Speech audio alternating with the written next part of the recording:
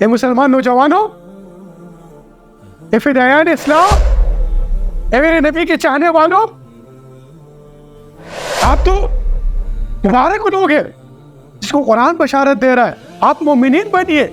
آئیے اپنی صلاحیتیں اللہ کی دین کی سربلندی کے لیے لگاتے، فرقوں کے واسطے نہیں، کفر کے فتووں کے واسطے نہیں، سیاست کے واسطے نہیں، ٹکراؤ کے واسطے نہیں، فوج کے خلاف نہیں، اداروں کے خلاف نہیں، ملک کے خلاف نہیں، ان باطل طاقتوں کے خلاف لگاتے جو یہ سہولت کار ہے اس ملک کے اندر فرقہ پرستی کے، جو سہولت کار ہے اس ملک کے اندر دہشت گردی کے، جو سہولت کار ہے اس ملک کے اندر انتشار پھیلانے کے، جو سہولت کار ہے اس ملک کے اندر اداروں میں ٹکراؤ پیدا کرنے کے، جو سہولت کار ہے اس ملک کے اندر اسلام کے اس نظام کو ختم کرنے کے لیے اپنی جو قوتیں لگا رہے، آپ اور ہم سب مل کر ان شیطانی طاقتوں کے خلاف، ان باطل قوتوں کے خلاف، اس راہ کے خلاف، اس کی قوتوں کے خلاف، ان کی طاقتوں کے خلاف آئیے ہم اصحاب کرام کی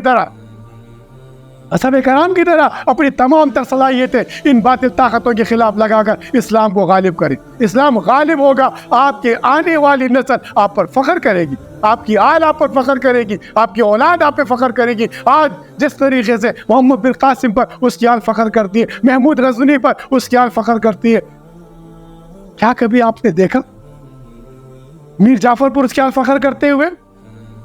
کیا آپ نے کہیں دیکھا میر صادق پر اس کی آل فخر کرتے ہوئے؟